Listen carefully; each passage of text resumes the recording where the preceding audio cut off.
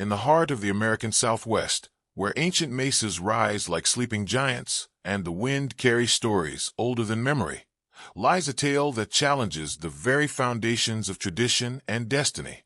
This is the story of Amadi Redcloud, a young man born into the sacred bonds of the Anasazi tribe, where ancestral promises bind the present and shape the future.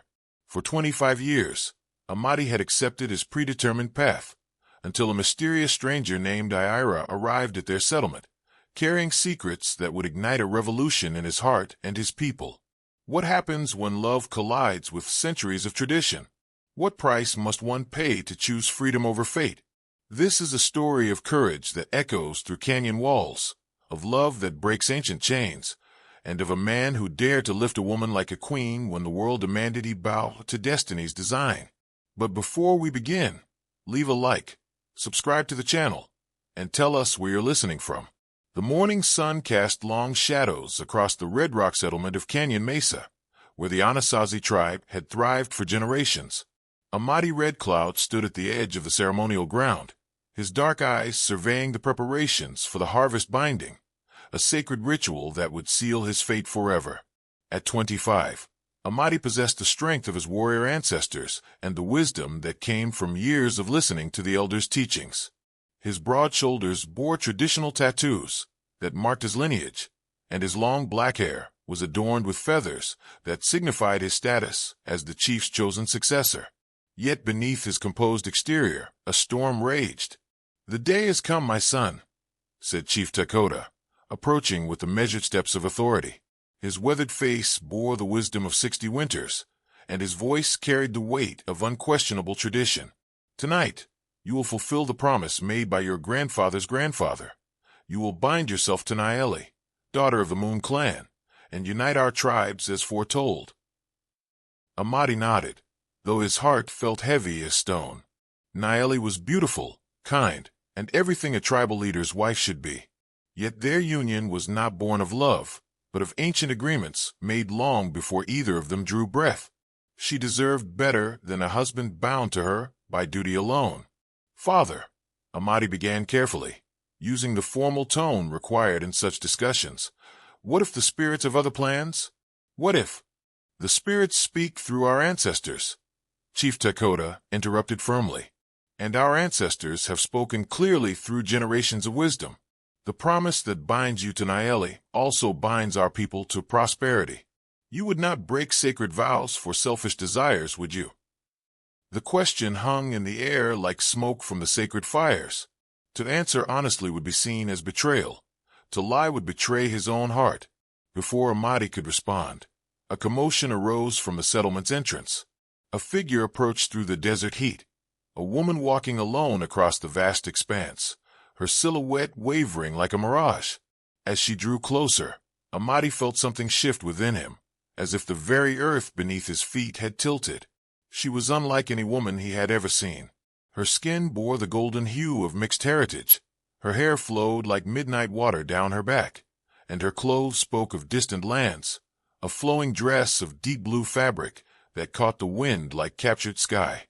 But it was her eyes that captured him completely, dark as obsidian, yet bright with an inner fire that seemed to challenge the world itself. "Who approaches the sacred grounds?" called Elder Ayana, the tribe's spiritual leader and keeper of ancient laws. The woman stopped 30 paces from the ceremonial circle and spoke with a voice that carried both strength and music. "I am Ayira Silvermoon, daughter of Maria Silvermoon of the Cherokee Nation and James Morrison of the White Settlers. I come seeking shelter and the right to speak before your council." Murmurs rippled through the gathering crowd. Mixed heritage was not uncommon, but for a woman to travel alone across dangerous territory and request council audience was unprecedented. "We do not recognize the name Silvermoon," Elder Ayana replied coolly. "What business brings you to the sacred harvest binding of the Anasazi?" Ayira raised her chin defiantly. "I bring word of the railroad company's plans to claim this land. I've traveled from the territorial governor's office in Santa Fe. Your people have 3 days to prove legal claim to these territories, or the government will declare them forfeit." The crowd erupted in shocked voices. Chief Takota raised his hand for silence, his face grave with concern. If this is true, he said slowly, then today's ceremonies become even more crucial. The binding of our tribes will strengthen our claim to these ancestral lands. But Amadi barely heard his father's words. His attention was fixed entirely on Ayira, who had turned her gaze directly to him.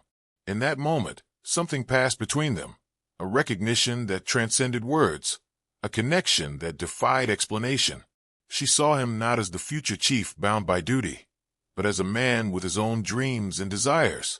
For the first time in his life, Amadi understood what the storytellers meant when they spoke of souls recognizing each other across time and space. "You may rest in the guest lodge tonight," Chief Takota announced. "Tomorrow, you will present your information to the full council. But tonight, nothing will disturb our sacred ceremonies." As the crowd dispersed to continue preparations, Amadi remained frozen in place, watching Ayira as she was escorted to the guest quarters. She glanced back once, and their eyes met again across the ceremonial ground.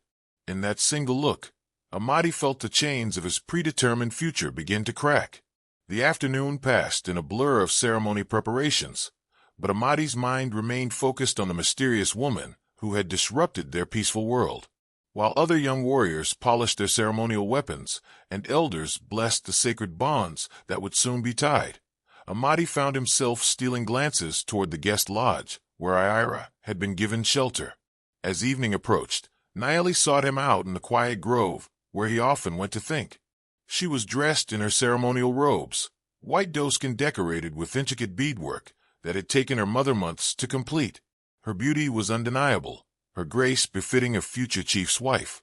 "You seem troubled, Amadi," she said softly, settling beside him on a fallen log. "Are you having doubts about our union?" Her directness surprised him. In all their conversations over the years, Nayeli had never questioned their arranged fate. "Aren't you?" he asked, studying her face in the dying light. Nayeli was quiet for a long moment. "I have always known we would be bound together. I've spent my life preparing to be your partner in leading our people."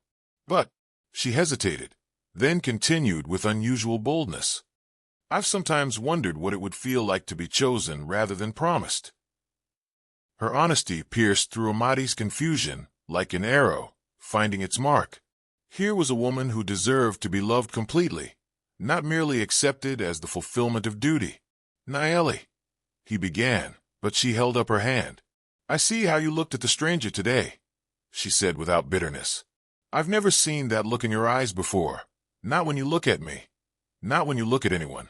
It was the look my grandmother described when she told stories of true recognition between souls." "I'm sorry," Amadi said, meaning it deeply. "You deserve—" "I deserve honesty," Nayeli interrupted. "From both of us. Do you love me, Amadi? Not as a friend, not as a respected partner, but with the fire that burns in a man's soul for his chosen woman." The question hung between them like a sacred challenge.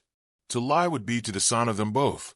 To tell the truth would shatter the plans of two tribes. "No," he said quietly. "I honor you. I respect you. I would protect you with my life. But I do not love you as a husband should love his wife." Nayeli nodded slowly, and to his surprise, she smiled, a sad but genuine expression of relief. "And I do not love you either," she admitted. "I thought I could learn to love you. That duty would become devotion over time. But seeing you today, seeing how you can look at another woman, I know that what we would have would never be enough for either of us." They sat in comfortable silence as the first stars appeared in the darkening sky. The sounds of the ceremony preparation continued in the distance, drums, chanting, the crackling of sacred fires being lit. "What do we do now?" Amadi asked. "We speak truth to power," Nayeli said with surprising determination. "But not until you know your own heart completely. Go to her, Amadi. Speak with a stranger. Learn what this recognition means. The ceremony is about to begin. If I'm not there, tell them I need time for purification prayers," Nayeli suggested. "I'll delay as long as I can. But you need to understand what you're feeling before you make a choice that will affect not just us, but our entire people." Amadi felt a surge of gratitude for Nayeli's wisdom and courage. What if this destroys everything? What if the tribal alliance fails? What if we lose our land claims? Then we'll face that future with truth as our foundation instead of obligation, she replied firmly. My grandmother always said that strong foundations built on false ground will eventually crumble. Better to build something real on solid earth than something pretty on shifting sand. As Amadi made his way toward the guest lodge, his heart pounded with a mixture of fear and anticipation. He was about to violate every protocol of his upbringing, risk everything he'd been trained to protect, all for a conversation with a woman he'd known for mere hours. But as he approached the simple dwelling where Ayira waited, he knew he had no choice. Some forces were stronger than tradition, some calls louder than duty. The guest lodge was lit from within by a single oil lamp, casting flickering shadows against the hide walls. Amadi paused at the entrance, suddenly uncertain of what to say. I wondered when you would come, came Ayira's voice from within. Enter, future chief. We have much to discuss. Her words carried both invitation and challenge. Amadi pulled aside the entrance flap and stepped into a space that felt charged with possibility and danger. Inside the guest lodge, Ayira sat cross-legged on a woven mat, her blue dress pooled around her like a mountain lake. She had removed her travel boots, and her long hair flowed freely over her shoulders. By lamplight, her mixed heritage was even more striking. The high cheekbones of her Cherokee mother blended with the strong jawline inherited from her settler father, creating a face that belonged fully to neither world, yet somehow enhanced both. You're supposed to be preparing for your wedding ceremony, she said, without looking up from the leather-bound journal she was writing in. You know about the binding ritual? I know many things about your people, Amadi Redcloud. I know that you've never missed a ceremony in your life, never questioned your father's decisions, never stepped outside the path carved for you by ancestral promise. She finally looked up, and her dark eyes seemed to see straight through him. I also know that you're here now instead of there, which means something has changed. Amadi remained standing near the entrance, fighting the urge to either flee or move closer. How do you know so much about me? I've been watching your tribe for 3 days, learning your customs before I approached. I've seen you training the younger warriors, mediating disputes, always doing what's expected of the future chief. You're good at playing the role you were born into. It's not a role, he said defensively. It's my responsibility. Is it? Ayira set down her pen and gave him her full attention. Or is it the only life you've ever been allowed to imagine? The question struck him like a physical blow. What would you know about duty? You travel alone, answer to no one, follow no traditions, but your own desires. You think I have no duties? Ayira's voice carried an edge of steel. I risk my life, carrying warnings to tribes across 3 territories. I speak languages most white officials refuse to learn, so I can serve as a bridge between worlds that would rather destroy each other than find common ground. I've sacrificed marriage, children, a settled life, all to serve a larger purpose. Don't assume my freedom came without cost. Her words humbled him. He had judged her independence as selfishness when it was actually another form of service, one that required different sacrifices than his own. Why are you really here? He asked quietly. I told your chief the truth about the railroad company and the land claims, but I also came because I've heard stories about you, about a future chief who treats all people with equal respect, who listens before he speaks, who might be wise enough to lead his people into a changing world instead of clinging to a disappearing one. You came here to evaluate me? I came here to offer you information that might save your people's way of life. But yes, I wanted to see if the stories were true. She stood gracefully, moving closer to him, and to see if you were strong enough to choose your own path when it mattered most. What do you mean? I mean that in 1 hour, you're supposed to bind yourself forever to a woman you don't love, to fulfill a promise that made sense 50 years ago, but makes no sense in today's world. I mean that your people need a leader who can navigate the complex realities of dealing with territorial governors and railroad companies, not one bound by traditions that ignore modern threats. You're asking me to abandon everything I've been taught, everything I am. No, Ayira said firmly. I'm asking you to become everything you could be. There's a difference between honoring the wisdom of your ancestors and being enslaved by their specific choices. You can preserve what matters most about your people's values, while adapting how you protect and serve them.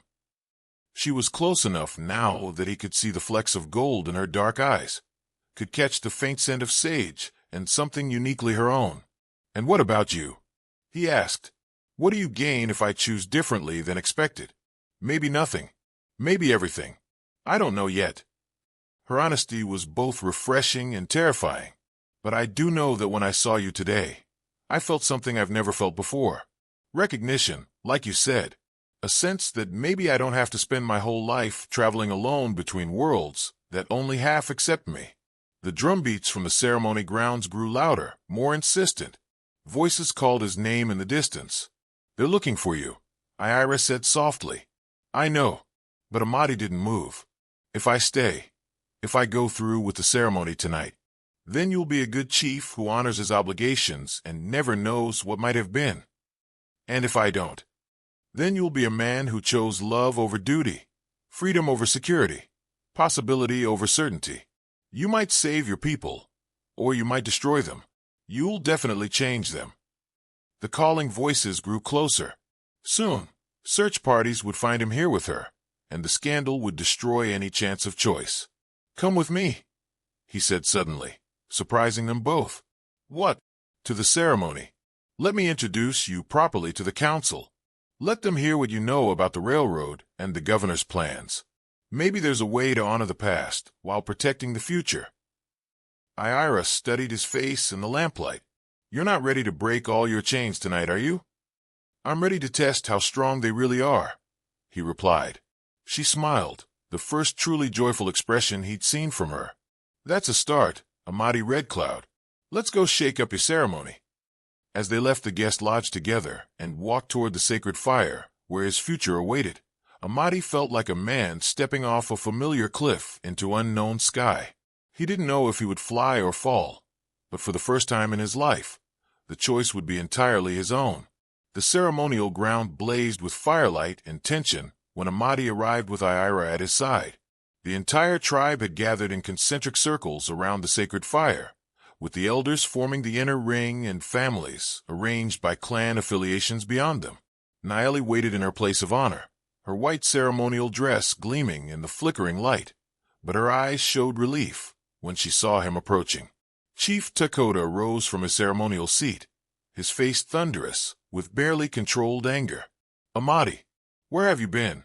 The spirits grow restless, waiting for the promised binding." "I apologize for the delay, Father," Amadi replied formally, his voice carrying clearly across the gathering. "But I bring news that affects us all, news that may change how we understand our sacred duties." Murmurs rippled through the crowd as hundreds of eyes focused on Ayira, who stood calmly beside him, despite the obvious hostility of many gazes. Elder Ayana stepped forward, her ancient face creased with disapproval. "This is not the time for outside concerns, future chief.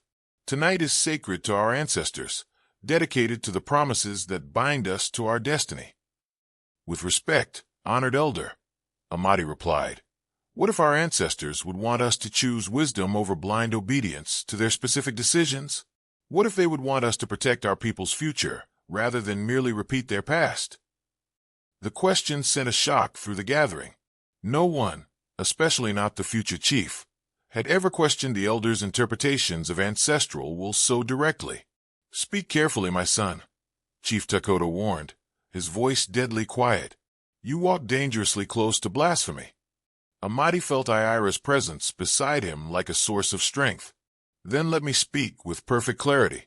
I call upon the ancient right of truth-speaking, the right of any tribal member to present vital information before irreversible decisions are made."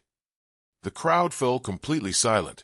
Truth-speaking was rarely invoked, and never during sacred ceremonies, but it was an unbreakable law older than the binding rituals themselves.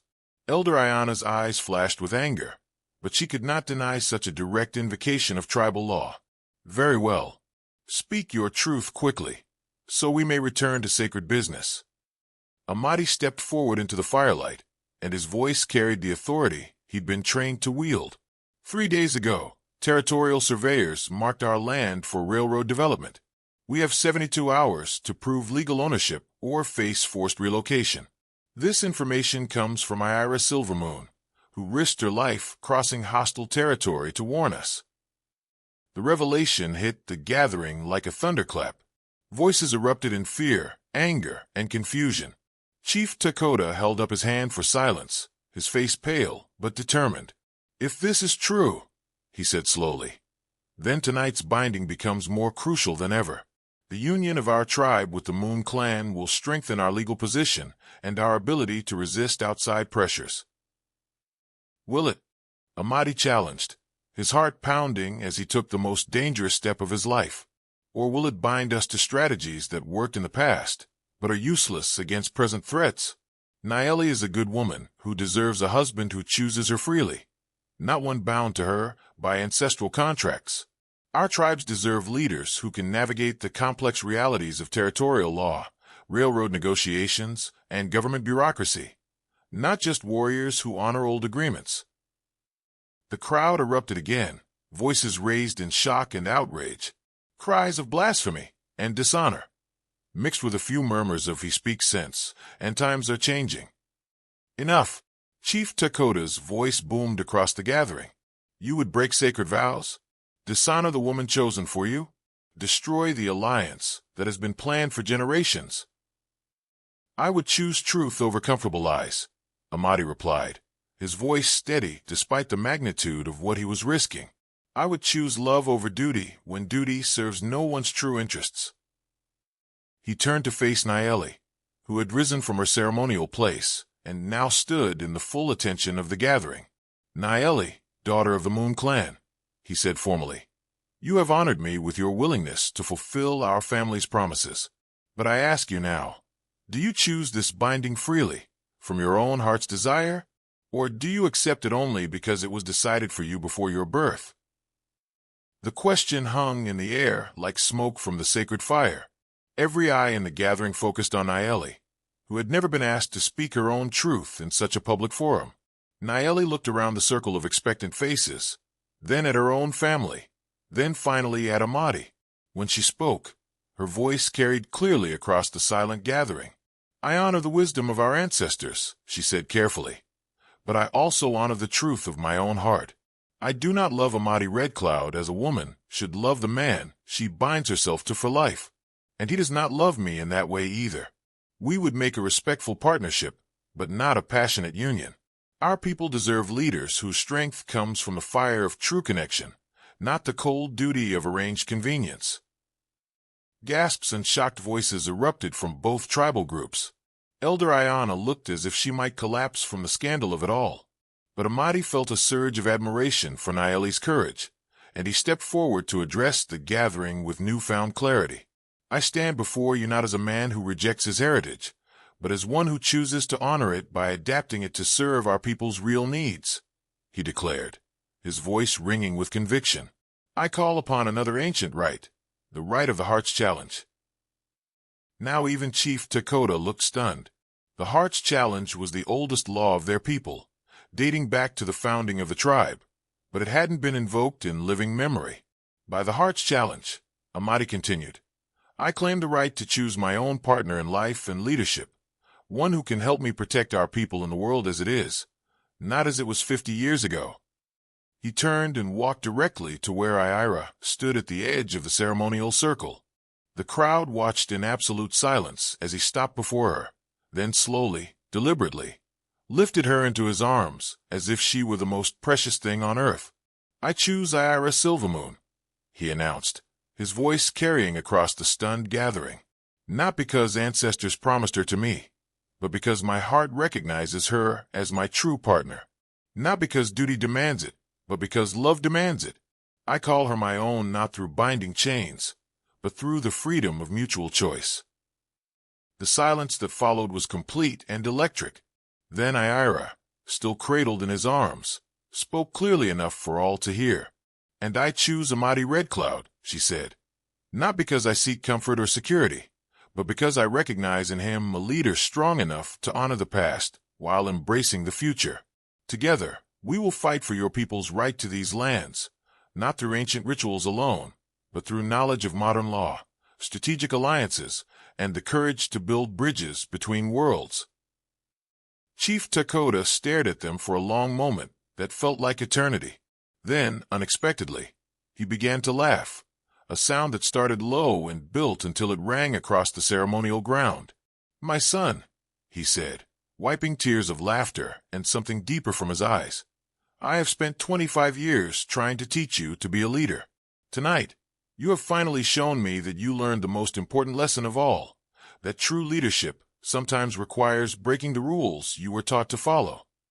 He looked around the gathering, then back at Amadi and Ayira. "If you would claim your chosen partner by the Heart's Challenge, then you must also accept its responsibilities. Can you both swear to serve this tribe's welfare above your own comfort? Can you promise to use your combined knowledge and strength to protect our people's future, whatever form that future may take?"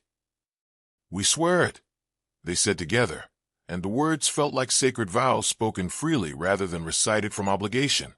Elder Ayana stepped forward, her ancient face thoughtful despite her obvious shock at the night's unprecedented events. "The Heart's Challenge has been invoked and accepted," she declared formally. "Let it be recorded that on this night, leadership was not inherited but chosen, love was not assigned but discovered, and our people's future was placed in hands that chose each other freely." As the gathering erupted in discussion, debate, and grudging acceptance, Amadi set Ayira gently on her feet, but kept her hand in his. Together, they faced a future that would require all their combined strength, wisdom, and courage.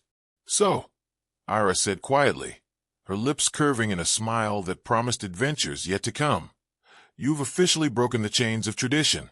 What's our first act as freely chosen partners?" "We save our people," Amadi replied, squeezing her hand as they looked out at the two tribes who were now their shared responsibility. "We learn to blend the wisdom of the past with the realities of the present, and we prove that sometimes the most sacred thing you can do is choose love over fear." If you like this story, leave your opinion in the comments and, of course, leave a like and subscribe. Turn on the notification bell so you don't miss any videos. Big hug and see you soon.